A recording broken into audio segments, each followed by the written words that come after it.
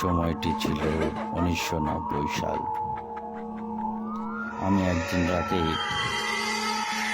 প্রায় 12টা পর্যন্ত পড়ছিলাম। হঠাৎ করে রাত 12টার দিকে আমার কানে ভেসে আসলো প্রতিবেশীর কান্নার আওয়াজ। আমি দ্রুত দৌড়ে গেলাম প্রতিবেশীর বাসায়। যে দেখলাম একজন মা তার নবজাতক শিশুকে হারিয়ে আর্তনাদ করে গড়াগড়ি করে কাঁদছে। সেই কিছুক্ষণ আগে বাচ্চাটিকে নিয়ে ঘুমিয়েছিল।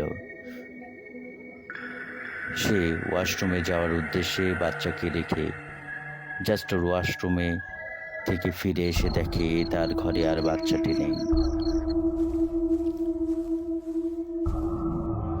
কেউ যেন তার বাচ্চাকে নিয়ে চলে গেছে। আমরা পাড়া প্রতিবেশীরা আমাদের বোঝার আর বাকি রইল না।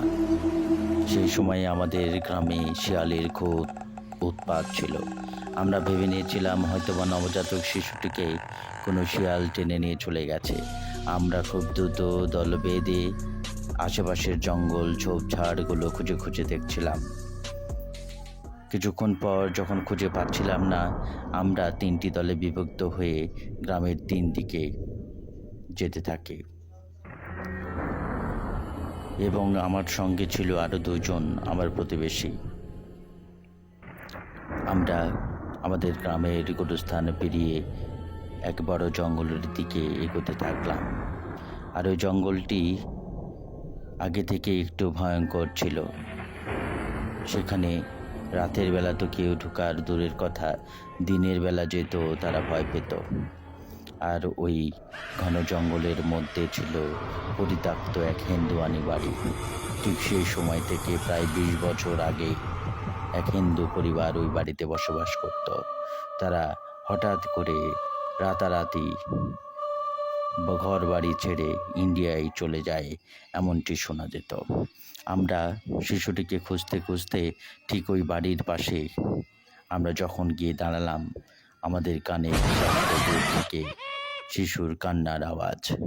এবং শুধু একটি শিশুর কান্নার আওয়াজ আমরা শুনছিলাম তা নয়, বেশ কিছু সংখ্যক শিশু একসাথেই কাঁদলে যে একটা পরিবেশ সৃষ্টি হয়, সেখানে ঠিক সেই পরিবেশটা সৃষ্টি হয়েছিল। আমাদের কানে প্রায় 10 থেকে 15টি শিশুর কান্নার আওয়াজ আমাদের কানে ভেসে আসছিল। চারিদিকে যেন শিশুর কান্নার আওয়াজে স্তম্ভিত হয়ে গেছিল চারপাশ। আমরা ওই পরিত্যক্ত বাড়িটির দিকে আগাতে থাকি এবং আমরা যখন বাড়ির পাশে গিয়ে দাঁড়াই, আমরা বুঝতে পারলাম যে শিশুগুলোর কান্না এই বাড়ি থেকে আসতেছে। তারপর আমরা 3 জন 3 দিক থেকে বাড়ির ভিতরে ঢুকে পড়ি। আমরা ভেবেছিলাম যদি কোনো জন্তু জানোয়ার শিশুগুলোকে নিয়ে আসে তাহলে যেন সে কোনোভাবেই পালাতে না পারে। আমরা 3 দিক থেকে বাড়িতে প্রবেশ করি। আমার সহযোগী 2 জন তারা বাড়ির উঠান আশেপাশে বিভিন্ন স্থানে খুঁজে দেখছিল। আমিও তাদের সাথে খুঁজতে খুঁজতে একেবারে ওই বাড়ির ঘরগুলোর দিকে লক্ষ্য রাখি। আমি 2টো ঘর চেক করার পরে যখন 3য় ঘরে চোখ ফেললাম, তখন চোখ যেন আমার কপালে উঠল। আমি আতঙ্কিত এবং বিস্মিত হয়ে দেখলাম যে ঘরের মেঝেতে কাদায় লুটিয়ে লুটিয়ে চিৎকার করে কাঁদছে 10 থেকে 15টি শিশু। প্রতিটি শিশুই জীবন্ত।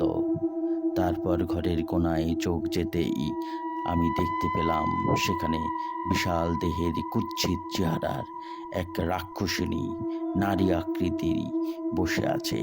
তার চুলগুলো এত বেশি লম্বা ছিল যে তার চুলগুলো ঘাড় বেয়ে পিঠ বেয়ে নিচে নেমে প্রায় মেঝেতে একটি খড়ের গাদার মতো স্তূপ হয়েছিল। তার চোখগুলো ছিল এক একটি ফুটবলের মতো রক্তলাল। চোখগুলো বেয়ে ঝরঝর করে অনবরত রক্ত পড়ছে গড়িয়ে এবং তার দাঁতগুলো ছিল প্রায় 1 ফিটের মতো লম্বা।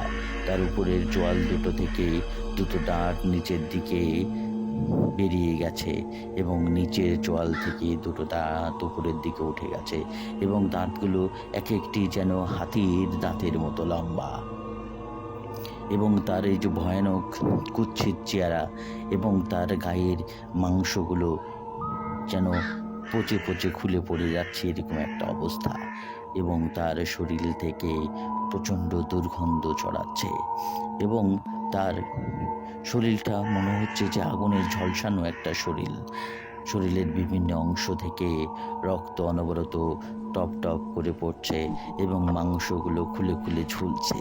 কি যে একটি বীভৎস অবস্থা আমি আপনাদের ভাষায় বলে বোঝাতে পারছি না। তারপরে আমি যেটা দেখলাম এটা দেখে আমি আরও কম্পিত হয়ে গেলাম। সে একের পর এক বাচ্চাগুলোকে নিচে থেকে উঠাচ্ছে এবং দু হাতে দু পা ধরে মাঝখান দিয়ে টেনে ছিঁড়ে দ্বিখণ্ডিত করে দিচ্ছে এবং এক একটি অংশ এক একবারেই মুখে ভরে দিচ্ছে এবং 2 থেকে 3টি কামড়েই একটি শিশুকে সে খেয়ে শেষ করে দিচ্ছে। আমার চোখের সামনে কতগুলো বাচ্চাকে বাচ্চাকে মুখে ভরে কর্মর আওয়াজ করে খাচ্ছে এবং অন্যরকম একটি তার মুখাকৃতি এবং তার যে গোংড়ানোর যে আওয়াজ, এই আওয়াজ যদি আপনারা শুনতেন তাহলে হয়তোবা মোবাইল রেখেই দৌড়ে পালাতেন। এমন ভয়ঙ্কর একটি পরিবেশ এবং ওই সময়ে যে অবস্থা এটা আমি ভাষায় বলে প্রকাশ করতে পারছি না। সে আমার চোখের সামনেই 10 থেকে 12টি বাচ্চাকে নিমিষে শেষ করে দিল। আমি গায়ে কিছু করতেও পারছি না, কিছু বলতেও পারছি না। আমি চিৎকার করে যে আমার সহযোগী 2 জনকে ডাকবো সেই শক্তিটুকু আমার কণ্ঠে নেই। আমি কথা বলার জন্য চিৎকার করার জন্য চেষ্টা করছি কিন্তু আমার মুখ দিয়ে কোনো আওয়াজ বেরোচ্ছিল না। আমি বুঝে উঠতে পারছিলাম না আমার কী করা উচিত। হঠাৎ করেই দেখলাম সে আমার দিকে অপলক দৃষ্টিতে রাগান্বিত চোখে তাকিয়ে আছে এবং তার মুখ দিয়ে রক্ত ঝরছে, চোখগুলো দিয়ে যেন ফিসকাঠির মতো রক্তগুলো ছিটিয়ে ছিটিয়ে পড়ছে এবং সে রক্ত চক্ষু আমার দিকে রেখে সে গম্ভীরভাবে এবং ভয়ঙ্করভাবে বলতে থাকে, "কিরে, তুই এখানে কেন এসেছিস? আমি তো বড়দের মাংস খাই না, আমি খাই ছোটদের মাংস, ছোটদের কলিজা। আমি নবজাতকদের চিবিয়ে চিবিয়ে খাই। তবে তুই যেহেতু এখানে চলে এসেছিস, আজকে আর তোর আর রক্ষা নেই। আমি তোর কলিজাটাকে টেনে টেনে খাবো। আমি তোর কলিজা খাবো। আমি তোর কলিজা খাবো।" এই বলছে আর তার ডান হাতগুলো সে বসা অবস্থায় যেন লম্বা হতে থাকছে এবং তার হাতগুলো আস্তে আস্তে লম্বা হইতে হইতে তার ডান হাত আমার গলাটাকে সজোরে চেপে ধরল। আমি চিৎকার করতে চাচ্ছি কিন্তু চিৎকার করতে পারছি না। সে এক হাতে আমার গলা চেপে ধরল আর আরেক হাত আমার মুখের মধ্যে ঢুকে দিল এবং তার তীক্ষ্ণ নখগুলো যেন আমার মুখগুলোকে ক্ষতবিক্ষত করে দিচ্ছিল। আমি বুঝতে পারছিলাম যে সে আমার কণ্ঠনালীর মধ্যে হাত ঢুকিয়ে হয়তোবা কণ্ঠনালীটাকে টেনে ছিঁড়ে কলিজা, ফুসফুস, হৃৎপিণ্ড বের করে ফেলে দেবে এবং আমার এখানেই শেষ। আমি মারা যাচ্ছি। আমি স্পষ্ট দেখতে পাচ্ছি যে আমি শেষ। আমি তার হাতে আজ খুন হতে চলেছে। কিন্তু হঠাৎ করে ওই মৃত্যু পথযাত্রী আমি হঠাৎ করে আশার আলো দেখতে পেলাম। আমার কানে ভেসে আসলো, "ছেড়ে দে, ছেড়ে দে।" এরকম আওয়াজ করছে প্রায় একসাথে কয়েকজন লোক এবং তাদের হাতে মশাল প্রজ্বলিত। আমি বুঝে ফেলে দিলাম আমার 2 জন সহযোগী হয়তোবা টের পেয়েই তারা দৌড়ে গ্রামে ফিরে গেছে এবং গ্রামের সবাইকে ডেকে এনেছে। তাদের হাতের প্রজ্বলিত মশালটি ছুঁড়ে মারল ওই রাক্ষসিনীর দিকে। নিমিষেই রাক্ষসিনীর চুলে আগুন ধরে দাউ দাউ করে জ্বলতে শুরু করলো এবং তার পুরো শরীর আগুনে একেবারে বীভৎসময় অবস্থার সৃষ্টি হলো। সে আমাকে ছেড়ে দিল। আমি লুটিয়ে পড়লাম মাটিতে এবং আমি যেন কষ্ট, যন্ত্রণা এবং ভয়ে কাঁপছিলাম। কেউ আমাকে জড়িয়ে কুলে তুলে নিল এবং আমাকে নিয়ে গ্রামের দিকে যাওয়া আরম্ভ করলো।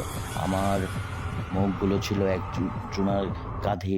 আমি ওই কাঁধ থেকে আলতোভাবে চোখ তুলে তাকিয়ে দেখলাম সে ওই রাক্ষসনী আগুনে জ্বলছিল এবং নিমিষে সে স্থায়ী স্তূপে পরিণত হলো এবং কিছুক্ষণের মধ্যেই কালো ধোঁয়ার আকৃতি নিয়ে সে আকাশের দিকে ধাবিত হলো। আমি বুঝতে পারলাম হয়তোবা এই রাক্ষসনী আমাদের এই এলাকা থেকে বিদায় নিল।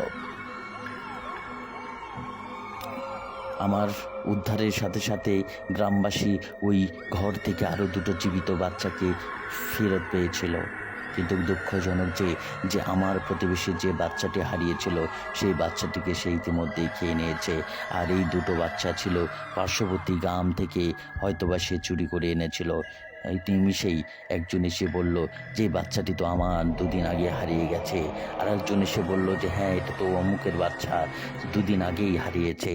তার মানে এটা স্পষ্ট যে ওই রাক্ষসনী আমাদের অত্র এলাকায় যতগুলো নবজাতক জন্মগ্রহণ করত, জন্মের 1 থেকে 7 দিনের মধ্যেই সে বাচ্চাগুলো এর আগে হারিয়েছে। এরকম অনেক রেকর্ড আছে। এটা স্পষ্ট যে গ্রামবাসীর কাছে এই রাক্ষসিনী, নরপিশাচ এবং নবজাতক শিশু খাওয়া এই রাক্ষসিনী গ্রাম থেকে এই বাচ্চাগুলোকে চুরি করত এবং সে ওই পরিত্যক্ত পুরনো বাড়িতে বসে খেত। অথচ গ্রামবাসী ভাবত যে হয়তোবা শিয়াল কুকুর বাচ্চাগুলোকে টেনে নিত। আমি অত্যন্ত অসুস্থ ছিলাম। স্থানীয় এক ওঝা কবিরাজ এসে আমাকে ঝাড়ফুঁক করলো এবং আমাকে কতিপয় কিছু ওষুধ এবং তাবিজ কবজ করলো এবং 2-1 দিনের মধ্যেই আমি সুস্থ হয়ে গেলাম। এবং সবাই প্রশংসায় ভাসলো যে হয়তোবা এনাদের জন্যই বা এই 3টি ছেলের জন্যই গ্রামবাসী একটি কুৎসিত এবং দারুণ একটা অভিশাপ থেকে গ্রামবাসী আজ মুক্ত হতে পেরেছে।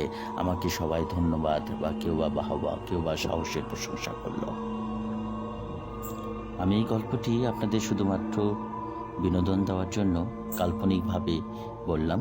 আপনারা যদি এই গল্প এরকম আরও অনেক গল্প শুনতে চান তাহলে কমেন্টে অবশ্যই লিখবেন এবং কোন বিষয়ে গল্প শুনতে চান সে বিষয়টি যদি আপনারা উল্লেখ করে দেন তাহলে আমি কাল্পনিকভাবে আরও ভয়ঙ্কর থেকে ভয়ঙ্কর রূপে গল্পগুলো বলতে পারবো বলে আশা রাখি।